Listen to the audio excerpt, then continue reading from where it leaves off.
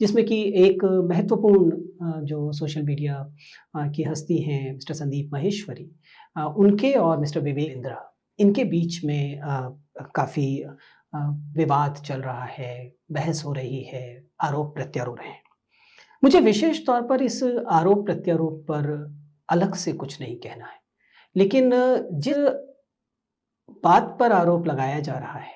और जिसे लेकर मिस्टर संदीप माहेश्वरी ने बहुत महत्वपूर्ण तरीके से बताया कि आम गरीब, बेरोज़गार, मध्यवर्गीय जो लोग हैं, युवा हैं, वे इस पूरी प्रक्रिया से प्रभावित हुए हैं। हम जानते हैं कि जिस बात की जा रही है वह यह है कि कुछ ऐसे कोर्सेज़ उपलब्ध कराए गए, बेचे गए, जिनके आधार पर इन युवाओं को यह स्वप्न दिया गया, इन युवाओं को यह मोटिवेशन दिया गया, इन युवाओं को यह ट्रेनिंग देने का दावा किया गया कि वे अगर इन कोर्सेज़ को करेंगे तो उसके बाद वे रातों रात बहुत बड़े बिजनेसमैन बन जाएंगे, उनके पास बहुत पैसा आ जाएगा, इत्यादि इत्यादि। और इसी वजह से यह एक ऐसा बिंदु लगता है जिस पर मुझे बात करने की ज़रूरत है। ये इसलिए ज़रूरी है क्योंकि जान कि मैं शिक्षक हूँ, यद्यपि आप में से कुछ लोग मुझे भी इन्फ्लुएंसर, मोटिवेशनल स्पीकर इत्यादि कहने की कोशिश करते हैं और मुझे उससे आपत्ति नहीं है, लेकिन जो बात है वह यह है कि इस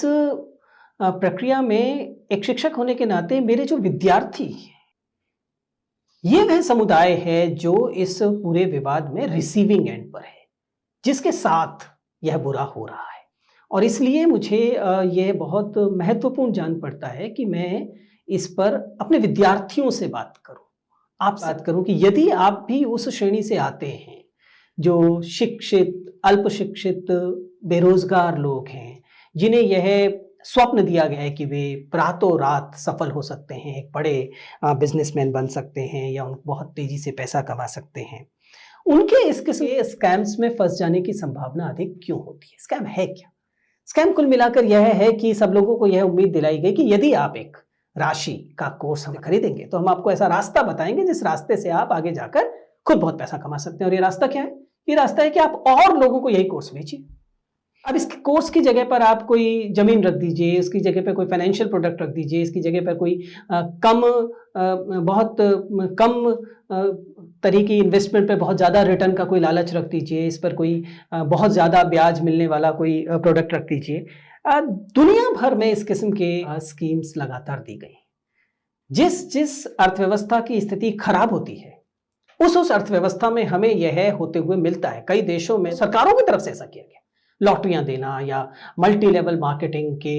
पॉन्जी स्कीम्स देना कि अभी आप 50 रुपए लगा दीजिए, फिर आगे और लोगों से कहिए कि इस स्कीम में 50 है, तो वो जो 50-50 देंगे उसमें से आपको इतना मिल जाएगा। आप जानते हैं कि ये एक सस्टेनेबल मॉडल नहीं है क्योंकि इसमें वास्तव में कुछ उत्पादन नहीं हो रहा है। और इसी वजह से यह वह एथिकल प्रश्न आया जिसकी वजह से मुझे लगता है कि विद्यार्थियों को जागृत करने के लिए उनसे की जाने की जरूरत है। देखिए, आपने पढ़ाई लिखाई की है, जिसका मतलब है कि आपके अंदर एक आधारभूत तार्किकता की जरूरत है। और इसलिए मेरा आपसे साधारण सा आग्रह है कि जब भी आपको ऐसा बताया समझाया जाता है कि आप रातों रात अमीर हो सकते हैं, आप रातों रात सफल हो सकते हैं, या किसी व्यक्ति के पास आपकी सफलता का कोई शॉर्टकट है जिसमें आप 5 दिन में, 10 दिन में, 1 महीने में, 2 महीने में अचानक एक बेहतर एंटरप्रेन्योर बन जाएंगे या कुछ और तरीके से सफल हो जाएंगे, तो स्वाभाविक है कि व्यक्ति झूठ बोल रहा है। Because there is never ever a shortcut to success. सफलता का कोई शॉर्टकट नहीं होता, कहीं नहीं होता। सफलता के लिए आपको लगातार प्रयास। मैं शिक्षक हूं, इस कारण इस स्वाभाविक तौर पर मेरे मन में आता है कि वे बड़े बड़े संस्थान, हम विश्वविद्यालयों में पढ़ाते हैं, IITs हैं, IIM है,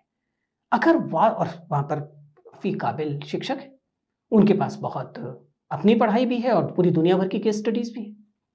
यदि ऐसी सफलता का कोई भी शॉर्टकट होता, चाहे वह किसी बिजनेस स्कीम के नाम पर हो, चाहे वह किसी NLP या किसी अन्य किसी औजार के नाम पर हो, यदि ऐसा कोई शॉर्टकट होता तो स्वाभाविक है इन विश्वविद्यालयों से कब से निकल के आ गया होता, इनाम से निकल के आ गया होता। और वह आसानी से, अगर वह बहुत बड़ी जनसंख्या को अचानक अमीर बना सकने की क्षमता रखता था, तो स्वाभाविक है कि अब तक सारी जनता अमीर हो गई होती। लेकिन कोई भी अर्थव्यवस्था जिसमें कोई चीज वास्तविक उत्पादन नहीं कर रही है, किसी सर्विस, किसी प्रोडक्ट का एक्चुअल प्रोडक्शन नहीं हो रहा है, वह आपको रातों रात बहुत बड़ी जनसंख्या को सफल नहीं बना सकता। इस स्कैम के आधार पर, इस भ्रम के आधार पर 4 लोग जो इसके मालिक हैं, वे संभव है कि उनके पास कुछ धन इकट्ठा हो जाए, लेकिन वो कहीं किसी उत्पादन से नहीं आ रहा होगा, वह आप ही की जेब से आ रहा होगा। इसलिए यह सही है कि अर्थव्यवस्था में हताशा है, यह सही है कि रोजगार कम है, लेकिन इसका अर्थ यह नहीं है कि आप मल्टी लेवल जो मार्केटिंग होती है, MLM जो होता है, उसका चाहे कोई भी नाम रख दिया जाए, उसके चक्कर में फंसे। ये सही है कि इसके कुछ लीगल रैमिफिकेशंस होते हैं, इसके कुछ सोशल रैमिफिकेशंस होते हैं, जिनका ध्यान ये जो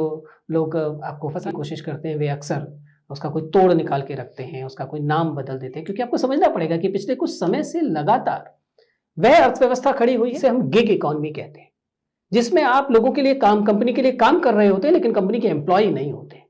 आप जानते हैं, ओला, उबर, स्विगी, जोमेटो, आप ड्राइवर पार्टनर हैं, आप डिलीवरी पार्टनर हैं, ना जाने आप इस किस्म के किसी अन्य नामकरण के साथ हैं, लेकिन आप मूलतः गिग पर हैं, जिसमें आपके साथ आपको कहा जाता है कि आप काम करेंगे और बदले में आपको पैसा मिलेगा, कोई वेतन नहीं है। जब आपको इस किस्म के प्रलोभन दिए हैं कि आप काम करेंगे और आपको करोड़ों रुपया मिलेगा या लाखों रुपया मिलेगा, तब तय मानिए कि आप यू आर बीइंग स्कैम्ड। मैं अपने विद्यार्थियों से आग्रह कर रहा हूं कि किसी भी किस्म के ऐसे शॉर्टकट पर यकीन करना बंद कीजिए। यदि आप इस जंजाल में फंस चुके हैं तो और मत बैठिए, निकल आइए। जितना जल्दी इससे निकलेंगे और वास्तविक श्रम, वास्तविक मेहनत, वास्तविक काबिलियत, वास्तविक कौशल का इस्तेमाल करेंगे, सफलता की संभावनाएं तब फिर भी होंगी। और शॉर्टकट तब भी नहीं होगा। कोई व्यक्ति 10 दिन में, 15 दिन में, 1 साल में, 6 महीने में अंततः सफल हो जाता नहीं होता। और यदि ऐसा कोई दिखाई देता है और उसका इस्तेमाल और लोगों को फंसाने के लिए किया जाता है, एक बेट की तरह, एक चारे की तरह, तो ये और भी बड़ी बात है। तो मेरी सलाह ये है कि थोड़ा सतर्क रहिए।